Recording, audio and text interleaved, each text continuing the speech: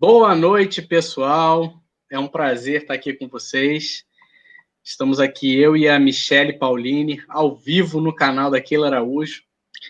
Excepcionalmente, a gente não vai ter a Keila aqui hoje, tá? Eu tive que assumir aqui o lugar dela, porque ela teve problemas técnicos, a gente não está junto aqui no mesmo... Tá? Mas, como se trata de um assunto que eu gosto bastante, tá? Eu acho que a gente pode bater um papo aqui, né, Michele, eu e você, desse assunto aqui Sim. de política. Vocês andaram conversando sobre isso, né, nos últimos tempos, e você pode me dizer mais ou menos o que vocês estavam falando, que eu posso fazer algum comentário. Ela deve ter comentado sobre o papel do cristão na política, né? Sim. A gente sempre, como nós trabalhamos com criança, né, na área da Sim, educação sim. cristã, então a gente sempre está abordando os assuntos que vão atingir de alguma forma a infância, né? Toda polêmica que sai, toda lei que tentam implantar, qualquer coisa que vá atingir a infância, que vá atingir a educação e as famílias, a gente sempre comenta, a gente sempre conversa. Então são assuntos assim Sim. bem recorrentes, né, no nosso meio aí dos professores de igreja e das escolas também, né? Nós que trabalhamos com a criançada.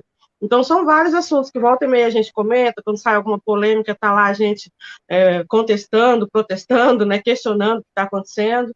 Então, volta e meia tem alguma coisa assim que a gente acaba conversando mesmo, e às vezes a gente se depara com alguns cristãos que não entendem, né, por que a gente está se metendo num assunto que eles acreditam que não é para cristão se intrometer, porque ainda existe, né, essa questão de achar que política e religião não se misturam, que cristão Exato, não mas tem isso que é estar impossível. opinando. Eu vou te interromper Na agora, verdade, já que as você coisas não iniciou se aí. separam, né, cara? Não é isso? Exatamente. Começou muito bem, né? Eu acho que você estava comentando aí que o cristão não deve se meter na política. Isso é impossível, né? É, O José foi primeiro-ministro do Egito, entendeu? Não tem como. Na pois Bíblia é, existem vários cristãos. Eu acho que José de Arimateia, eu acho que ele era senador da República, né? sim. Então, assim, Daniel existem várias também, né? Foi passagens um grande bíblicas. político. Isso. Existem várias passagens bíblicas que mostram que cristãos, personagens bíblicos, né, cristãos, judeus também, eles eram políticos, né? E então já cai por terra essa afirmação de que cristão não deve se meter na política, né? Isso Exatamente. só por um motivo, só por um motivo. O outro motivo, na minha opinião, seria que a gente deve influenciar também, influenciar em várias áreas, mas também diretamente na política, né? Uhum. Agora, essa que você mencionou depois, o que eu acho até mais interessante, você falou que as pessoas têm a mania de falar, geralmente quem não entende, né? Vira e É, fala o seguinte, que política e religião não se mistura. Mas como assim não se mistura? As leis refletem a cultura do povo, né? E a cultura do povo vem da exatamente. fé do povo, né?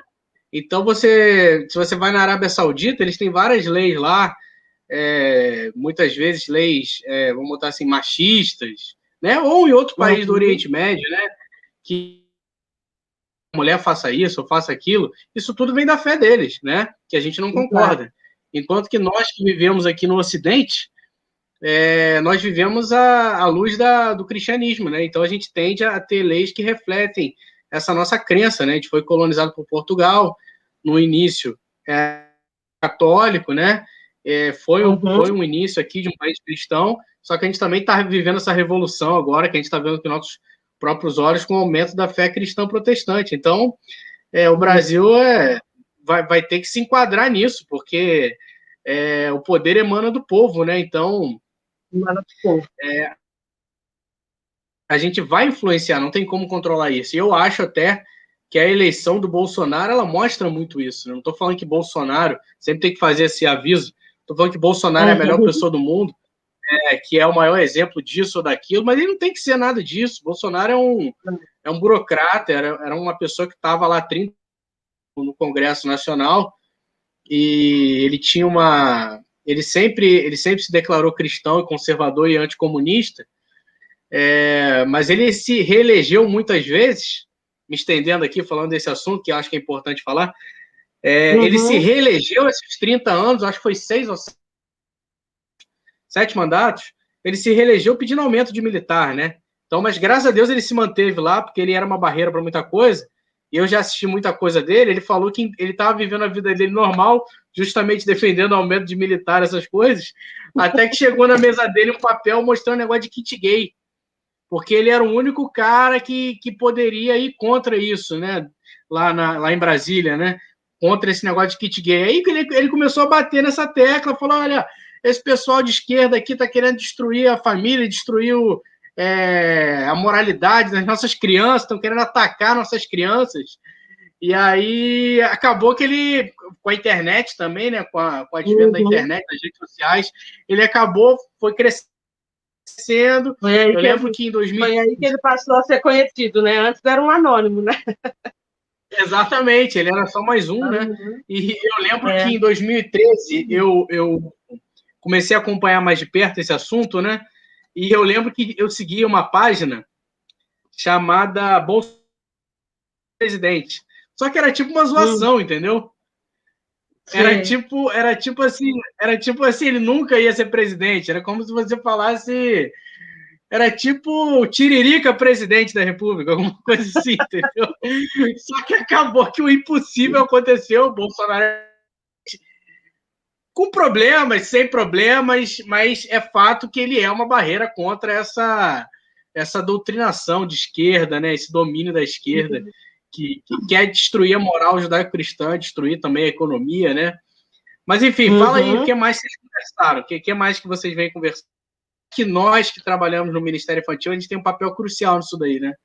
A gente influencia muito. Com certeza.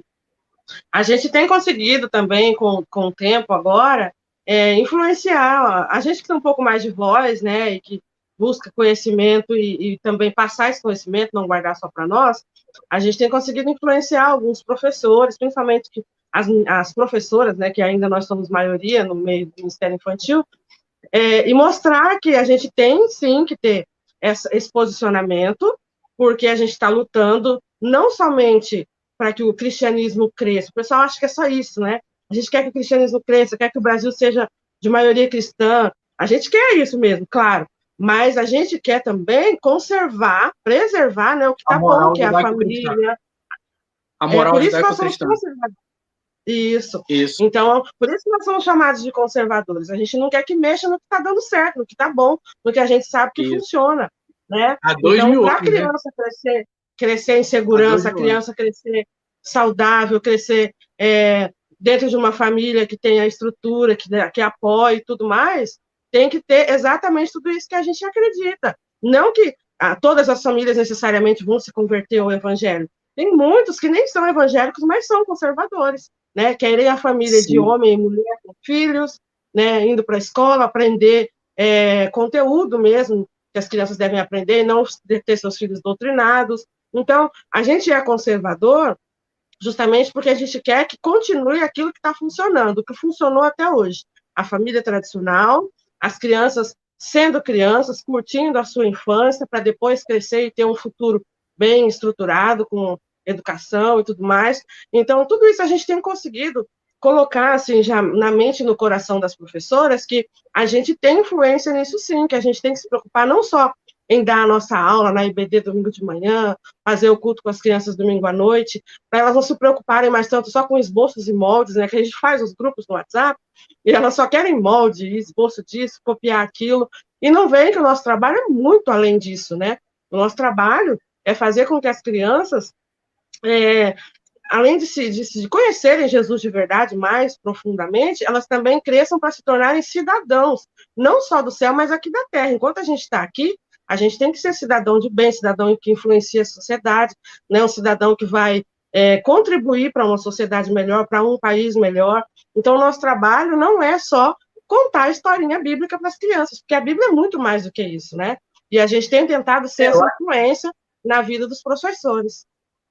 Eu acho que a Bíblia diz que feliz é a nação cujo Deus é o Senhor, né? E se a gente não se arrepender e se voltar para Deus aqui no Brasil e verdadeiramente fazer isso, não só fora, dentro das igrejas, né?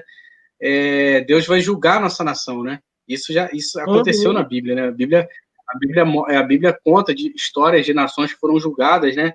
E todas aquelas pessoas que estavam naquele local sofreram consequências, né? Desse esfriamento espiritual, né? E desse esfriamento que desagrada a Deus, né? Então, a questão é que o Brasil ele vem de uma época aí que foi um domínio muito grande da esquerda, né? Principalmente depois da redemocratização, né? Com o fim do regime militar, a gente teve aí um domínio aí do PSDB e do PT, né? E ambos os partidos são de esquerda, né? O PSDB é o Partido da Social Democracia Brasileira, então no nome ele já está dizendo que ele é de esquerda, tá? Ele não tem um viés marxista, comunista, uma perspectiva assim esquerdista bolivariana do estilo Venezuela, Cuba, né? Porém, eles trabalham em conjunto com a esquerda mais vermelha, que é o PT, para preparar esse terreno para o PT chegar. Foi isso que o FHC fez, né? E o filósofo Olavo de Carvalho, que eu acompanho no YouTube já desde 2013, que mora nos Estados Unidos, não sei se a irmã conhece.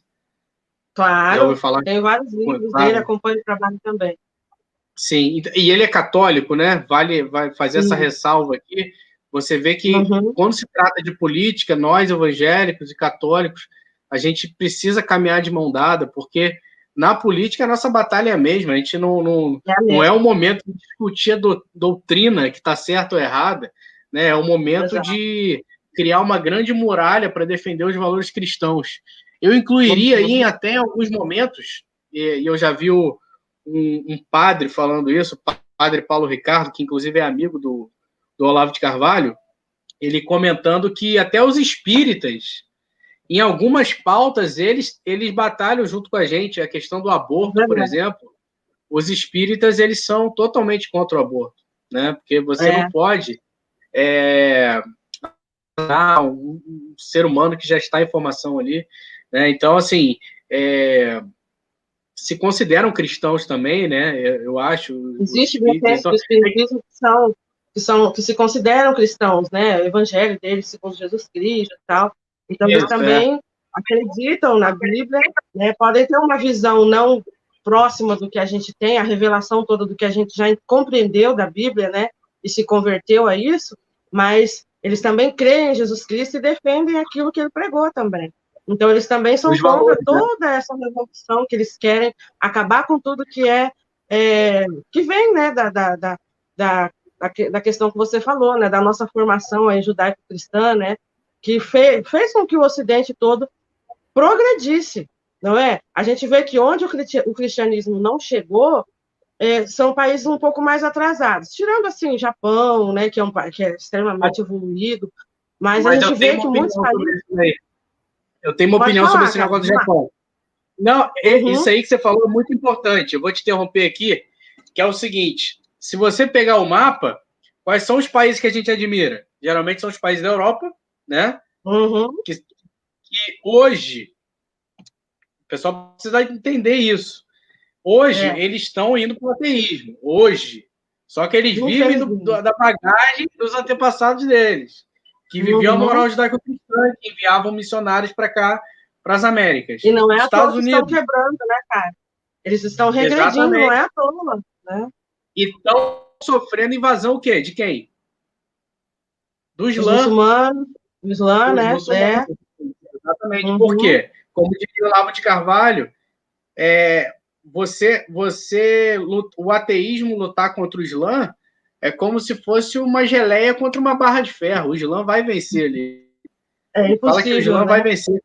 Porque eles têm convicção no que eles estão fazendo. Enquanto que o europeu, né, a maioria, né, acredito, perderam os valores, né? Mas ainda estão vivendo da bonança plantada pelos antepassados deles. Antepassados, é verdade.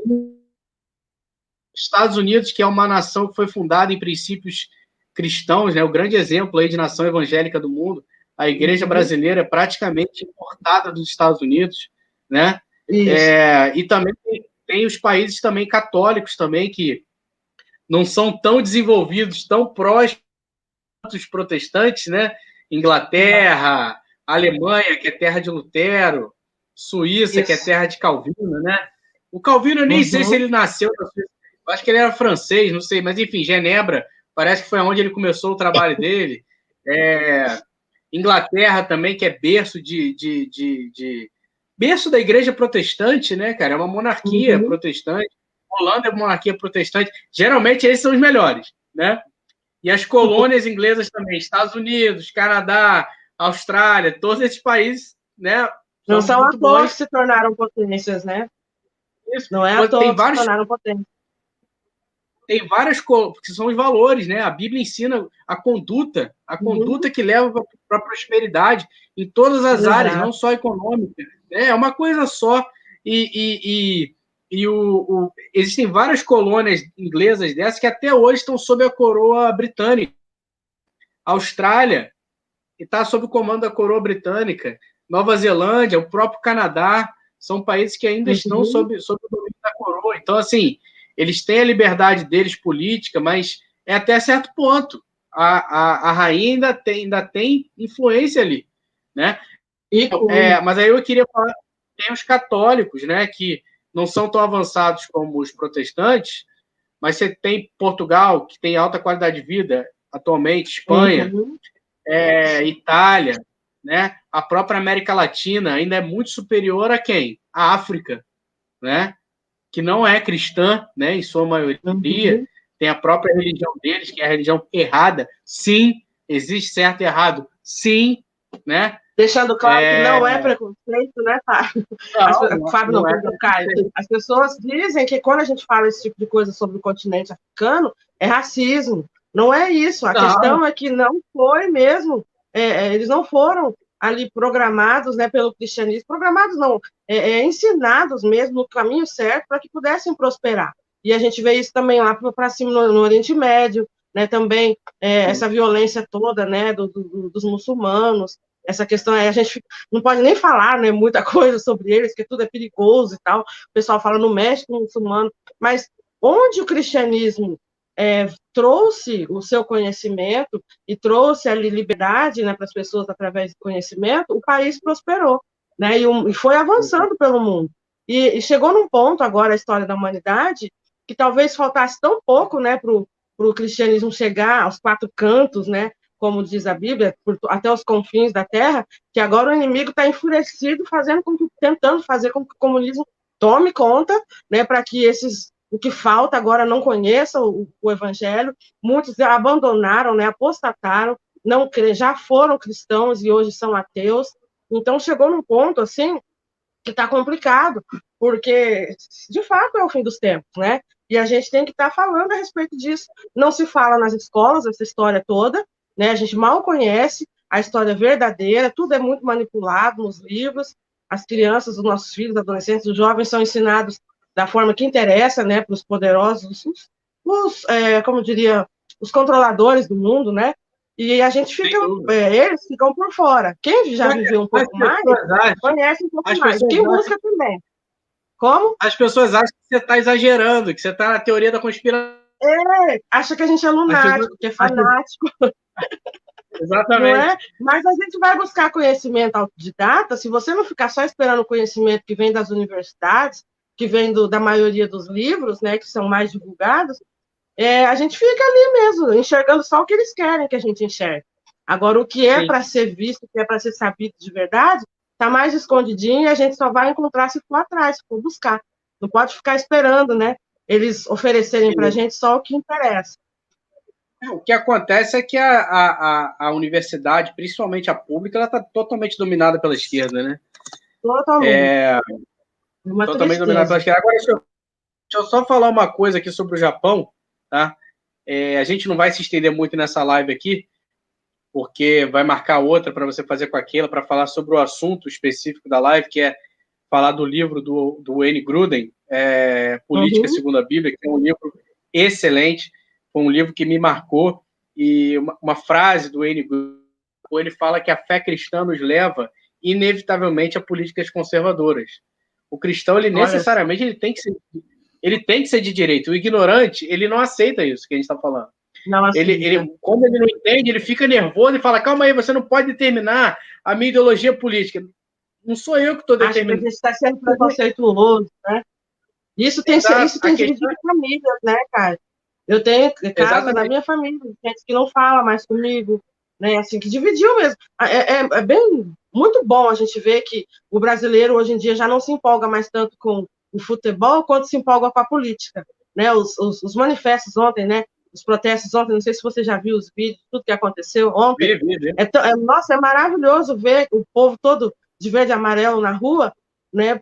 Lutando por um país melhor. E não ser nem época de Copa do Mundo. A gente só viu o Brasil daquela forma em época de Copa, né? Os que não são cristãos só se empolgavam com coisas assim em época de carnaval. Então, hoje, o assunto mais falado no Brasil não é mais nem futebol, nem carnaval. Hoje é política mesmo. E graças ao nosso Deus, a grande maioria das pessoas, principalmente os cristãos, tem despertado por causa de alguns que tiveram coragem de botar a cara a tapa, né? De usar a voz, né? Para falar na internet, que é uma super ferramenta. Eu creio que o inimigo deva usar muito a internet, mas também deva odiar demais, tanto que a gente também usa. Porque se não fosse a internet, a gente não saberia tudo que sabe hoje, né? Sim. Olha, aquela deu sinal de vida aqui, ela está com problemas técnicos lá para entrar na live, mas ela conseguiu comentar aqui no YouTube. Então, os chineses, por exemplo, não conhecem o amor. Não conhece a Deus, governo opressor comunista, sem dúvida. Aonde não tem Deus, onde o povo não conhece a Deus, a doutrina comunista se alastra, né? Então, assim, no Ocidente é muito difícil você implantar o comunismo. Para isso, você precisa destruir primeiro a moral judaico-cristã. E quem falou isso não sou eu, é o próprio Karl Marx, no livro dele, no Manifesto Comunista, ele fala isso, que precisa destruir a família para implantar, que nada mais é do que você escravizar toda a população por meio de leis, regulações e impostos. É isso que eles querem, né? Keila, eu mandei para o seu e-mail o link aqui do StreamYard. Eu acho que se você acessar o seu e-mail, você consegue, se você clicar aí, eu acho que você consegue acessar. Faz um teste aí, se tiver. Então, Michele, o que acontece... Eu só queria comentar uma coisa aqui, que você falou do Japão, a exceção. O Japão... o que acontece? O caso do Japão é um caso que me intrigou durante um tempo, que eu ficava tentando descobrir por que eles são prósperos e não são cristãos. O motivo é o seguinte, é porque com o final na Segunda Guerra Mundial, o que aconteceu é que era Japão, Itália e Alemanha contra Estados Unidos, União Soviética e Inglaterra, mais ou menos isso. Então, o que acontece é que o fim da Segunda Guerra Mundial foi a bomba atômica que jogaram no Japão. Então, os Estados Unidos, ele falou em outras palavras, quem manda aqui somos nós, e a partir de agora vai ser assim que vai funcionar. Então, o Japão virou um parceiro comercial dos Estados Unidos, virou um enlatado americano, né? E por conta dessa associação com os Estados Unidos, por ter se tornado um enlatado americano, um parceiro que não queria entrar em conflito com os Estados Unidos, né? Porque tinha acabado de levar uma bomba atômica ali, e quem estava no poder entrou que os Estados Unidos quis. Entrou que os Estados Unidos, entendeu? Foi uma intervenção militar ali, muito mais que uma intervenção militar. E aí o que acontece é o seguinte... Por que você faz aliança, né? Exato, não. O que acontece, a Coreia do Sul foi a mesma coisa. O que acontece é que teve a Guerra da Coreia, o Sul ficou com os Estados Unidos, o Norte ficou com a... E aí você vê o desastre que é hoje. A União Soviética é um inferno na Terra. É a Coreia do Sul hoje, né? Por causa do Evangelho. O celular que a gente usa é da Coreia, o carro que dirige é da Coreia, o computador é da Coreia. Por quê? Porque virou também um enlatado americano, tem uma associação total com os Estados Unidos. O Bolsonaro estava tentando fazer isso com o Donald Trump, tá? A questão é que o Trump perdeu, roubado, inclusive. Roubado, ele não perdeu. Roubado. E é o que a gente está correndo um grande risco. É o grande risco que a gente está correndo agora. Né? Eles tornando o Lula elegível novamente, se ele chega a se candidatar, com certeza os planos deles são de fraude nas urnas, eles não querem de forma nenhuma aquela forma de poder atestar os votos, né? Porque, com certeza, como prometeu o próprio José Dirceu, eles vão retomar o poder e não vai ser no voto, né? E aí, essa é a intenção dele. Que Jesus tenha misericórdia de nós e nos livre e guarde disso. Porque aí sim acabou. Eu acho, Michele, que esse negócio não vai acabar bem, não, cara. Esse negócio de Lula candidato, Lula ganhar a eleição. Eu acho que o Brasil ele tá à beira de uma guerra civil, cara. Vou ser sincero com você. Tá uma panela de pressão prestes a explodir, né? As pessoas não vão aceitar, porque não tem que aceitar. Ninguém é obrigado também a se entregar para a escravidão assim.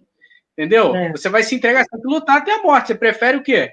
Você prefere morrer lutando ou morrer de joelhos? Então é isso que é a questão, entendeu?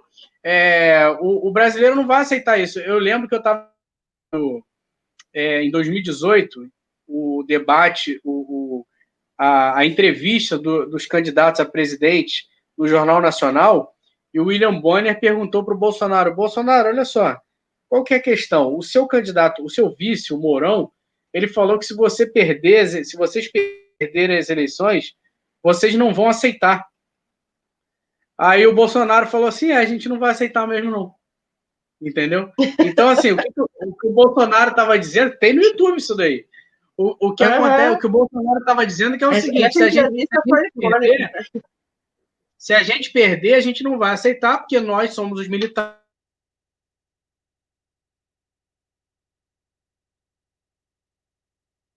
Deu uma quedinha na conexão aí, Caio. Deu uma travada.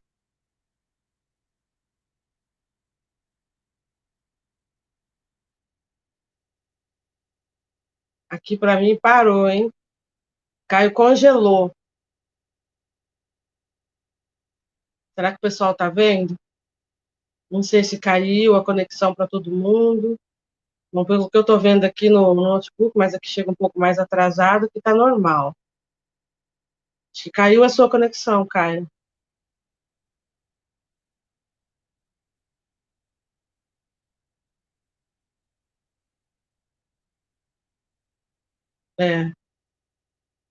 Vai ter que entrar de novo.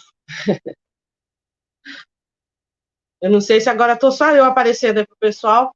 Eu vi que a Keila falou que vai mandar uma pergunta para nós dois aqui. Ela colocou: estou amando ouvir o Caio e a Michele. Vou mandar uma pergunta para vocês dois. Manda aí, Keila. Manda a pergunta aí. Vamos ver quem mais. Deixa eu ver. Quem mais? Se alguém mandou pergunta. Eu não sei se eu estou aparecendo para o pessoal sozinha. Então, vou tentar dar uma lida nos comentários enquanto o Caio retoma a conexão aqui. Acho que ele está voltando. Manda sua pergunta aí, Keila. Quero saber, fiquei curiosa. Caiu, né? A Keila está falando aí, tá amando o nosso bate-papo aqui. E que ela quer mandar uma pergunta para gente. Manda a pergunta aí, Keila. Fala, mas o que eu estava falando é o seguinte, que o ex-deputado Roberto Jefferson, que se corrompeu na época do Mensalão, mas também foi o cara que denunciou o Mensalão, que agora ele ama o Bolsonaro. Eu acho que o sonho dele... O sonho dele, eu acho que era ser o Bolsonaro, mas ele não conseguiu. Aí agora que ele está vendo o Bolsonaro, ele está apaixonado pelo Bolsonaro. Porque não é fácil defender essas coisas durante 30 anos, não. O cara se corrompeu, cara. A questão é o seguinte, só comentando, eu estava falando a questão de uma guerra civil e tal, é porque o que ele mesmo falou, o que o próprio Roberto Jefferson falou, é que o poder ele não começa na toga, no STF. Ele começa no cano do fuzil, entendeu? Então não existe esse poder da caneta, ele só funciona com a força do exército, entendeu? Então é isso que as pessoas precisam entender, porque as coisas elas estão do jeito que estão até um certo ponto. Se a gente quiser, a gente muda. O exército está esperando. O próprio Bolsonaro falou numa live que ele faz o que o povo quiser, ele está tentando se comunicar e dando recado. É que ele não pode iniciar essa agressão.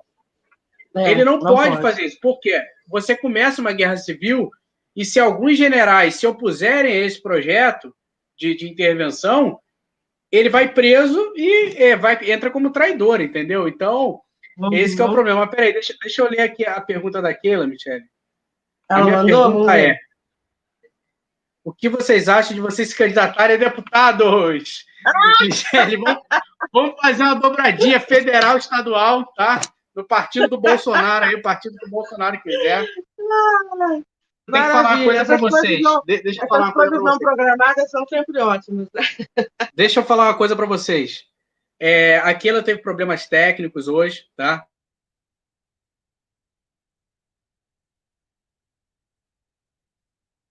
Deu uma congelada no Caio de novo, meu Deus. Ajuda nós com essa conexão, Senhor. Vocês podem fazer essa live toda e congelamos nós dois agora, será? Não, aqui. Vocês podem fazer essa live toda segunda-feira às 18 horas. Keila, queremos você no bate-papo, Keila. Vamos fazer aí, de repente, com mais gente. Vamos convidar aquelas pessoas que eu te falei, vamos fazer uma mesa redonda, remota. Queremos cristãos como vocês, influenciando por dentro. Influenciando por dentro, olha só. Apareceu a pergunta dela na tela lá. A minha pergunta é o que vocês acham de se candidatarem. Oh, meu Deus. O pessoal está falando aí, travou. O Antônio Jorge está dizendo que se tornou fã do Roberto Jefferson. Eu também, Antônio. Ele tem sido muito excelente e corajoso em suas posições. É verdade. Se não fosse ele, talvez nós não saberíamos até hoje, né? Do mensalão. Ele foi usado para jogar toda essa sujeira no ventilador e a gente começar a mudar. Sem dúvida. O Roberto Jefferson, ele teve esse papel, né? Gente, deixa eu falar uma coisa para vocês. Hoje a Keila teve problemas técnicos, tá?